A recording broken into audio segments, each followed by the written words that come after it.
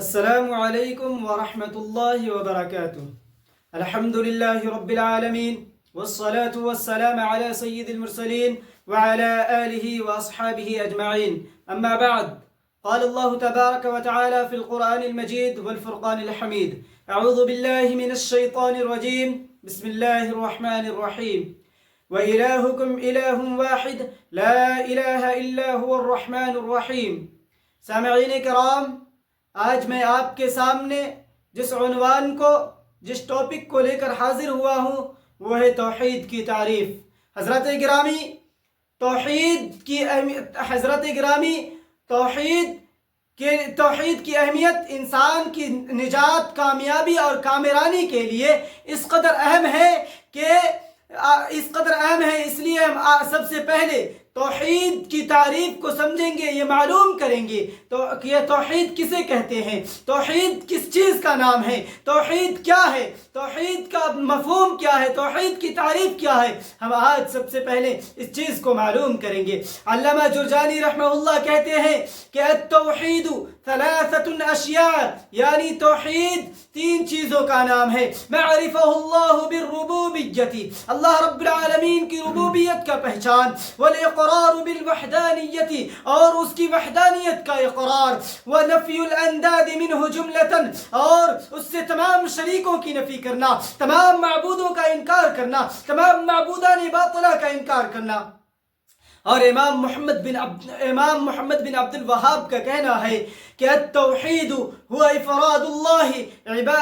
افراد اللہ سبحانہ بالعبادت، یعنی توحید صرف اللہ رب العالمین کی عبادت کرنے کا نام ہے، توحید اکیلے اللہ رب العالمین کی عبادت کرنے کا نام ہے. اور شیخ ناصر العمر کا کہنا ہے کہ التوحید شرعا، یعنی شریعت میں توحید اس کو کہتے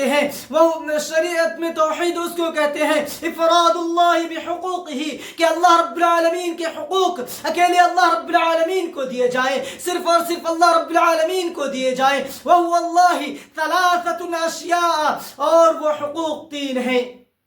نمبر ایک، حقوق ملکیت کا حق، یعنی ہر چیز کی ملکیت کا حق صرف اور صرف اللہ رب العالمین کو دیے جائے. وحقوق عبادت، تمام عبادات کے حقوق، تمام عبادات کا حق صرف اور صرف اللہ تبارک و تعالیٰ کو دیے جائیں. وحقوق اسماء و صفات، اور اسماء و صفات کے حق صرف اور صرف اللہ تبارک و تعالیٰ کو دیے جائیں. حضرات گرامی، ان تینوں تعریفات سے توحید کا مفہوم واضح ہو گیا ہے. اس کا خلاصہ یہ ہے کہ اس کائنات کا خالق و مالک صرف اور صرف اللہ رب العالمین کو مانا جائے، صرف اور صرف اللہ تبارک و تعالیٰ کو اس کائنات کا خالق و مالک تصور کیا جائے، اور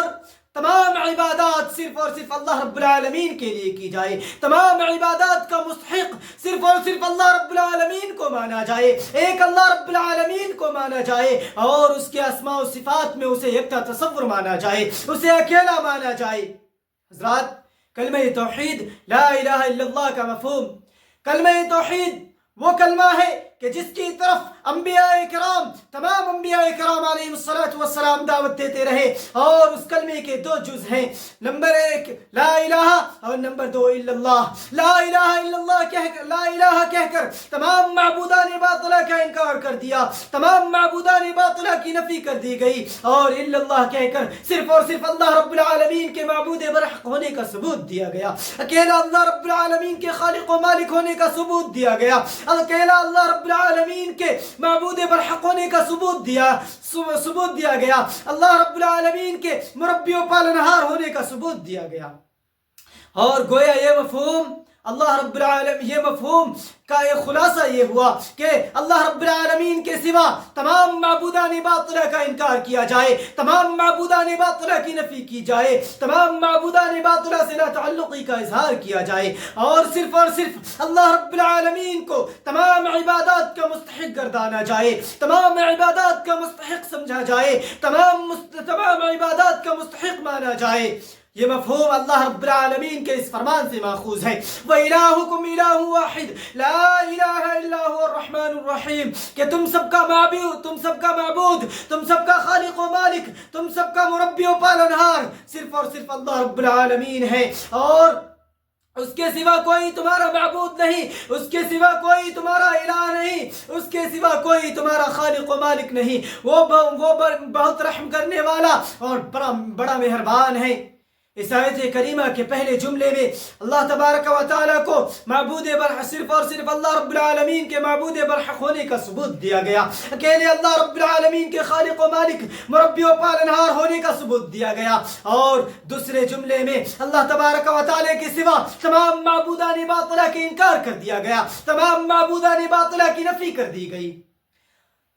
حضرات گرامی، اس سے معلوم یہ ہوا کہ اس کائنات میں معبود تو کئی ہو سکتے ہیں، لیکن اس پوری کائنات کا خالق و مالک، اس پوری کائنات کا مربی و پالنہار، اس پوری کائنات کا اس پوری کائنات کا داتا صرف اور صرف اللہ رب العالمین ہے، اکیلا اللہ رب العالمین ہے۔ اللہ تبارک و تعالی سورۃ الحج آیت نمبر 62 کے اندر ارشاد فرماتا ہے، ذلك بأن الله هو الحق وأن ما يدعون من دونه الباطل وأن الله هو العلي الكبير۔ یہ سب اس لیے کہ صرف اور صرف اللہ رب العالمین ہی معبود برحق ہے، یہ سب اس لیے کہ اکیلا اللہ رب العالمین ہی معبود برحق ہے، اس کے سوا جس کو یہ پکارتے ہیں، اس کے سوا جس کی یہ پوجا پاٹ کرتے ہیں، اس کے سوا جس کو یہ حاجت روا مشکل کشا سمجھتے ہیں، وہ سب جھوٹے ہیں، باطل ہیں، اور اللہ رب العالمین بہت بلندیوں والا، بڑی شان والا ہے۔ حضرات گرامی، جب کلمہ توحید کا یہی مفہوم اللہ کے رسول صلی اللہ علیہ وسلم مشرکین مکہ کے سامنے پیش کیا، اللہ کے نبی حضرت محمد صلی اللہ علیہ وسلم نے کلمہ توحید کا یہی مفہوم کفار و مشرکین کو بتلایا، تو وہ کہنے لگے اجعل الآلہۃ الہا واحدا ان ھذا لشیء عجاب، کیا اتنے معبودوں کی جگہ وہ ایک معبود بنا دیا؟ ان ھذا لشیء عجاب، بے شک یہ بڑی عجیب بات ہے، ان ھذا لشیء عجاب، بے شک یہ بڑی عجیب بات ہے۔ یعنی کلمہ توحید کا یہ مفہوم، کلمہ توحید کا یہ معنی ان کے لیے ناقابل فہم تھا، کیونکہ وہ 360 بتوں کی عبادت کیا کرتے تھے، وہ 360 بتوں کی پوجا کیا کرتے تھے، وہ 360 بتوں کے آگے اپنے پیشانی کو خم کیا کرتے تھے، اپنے پیشانی کو جھکایا کرتے تھے، وہ 360 بتوں سے منت اور مرادیں مانگا کرتے تھے، وہ 360 بتوں کے لیے نظر و نیاز پیش کیا کرتے تھے۔ اس لیے ان کے لیے ایک ہی خالق کا تصور کرنا، ایک ہی مالک کو ماننا، ایک ہی مالک کو یکتا جاننا باعث تعجب تھا، اور وہ اسے ماننے سے انکار کر دیے اور کہنے لگے اِنَّا لَتَارِكُوا آلِهَتِنَا لِشَاعِرٍ مَجْنُونٍ، کیا ہم اپنے معبودوں کو ایک دیوانے شاعر کی بات پر چھوڑ دیں؟ کیا ہم اپنے خداؤں کو ایک شاعر کے بات پر ایک دیوانے شاعر کی باتوں پر چھوڑ دیں؟ حضرات گرامی، کلمہ توحید کا صرف اتنا مفہوم مان لینا، کلمہ توحید کا صرف اتنا سا معنی مان لینا کہ صرف اور صرف اللہ رب العالمین ہی عبادت کے لائق ہے، کافی نہیں کیونکہ اس کے ساتھ ساتھ تمام معبودان باطلہ کا انکار اور اس سے لا تعلقی کا اظہار کرنا بھی ضروری ہے۔ حضرات گرامی، اللہ رب العالمین کو خالص توحید کی ضرورت ہے۔ کیا کوئی شخص ایسا ہو کہ لا الہ الا اللہ کا اقرار بھی کرے، کلمہ توحید کی گواہی، کلمہ توحید کا اقرار بھی کرے، اور کہ غیر اللہ سے اپنی مرادیں مانگے، غیر اللہ کو اپنا حاجت روا مشکل کشا سمجھے، اور غیر اللہ کے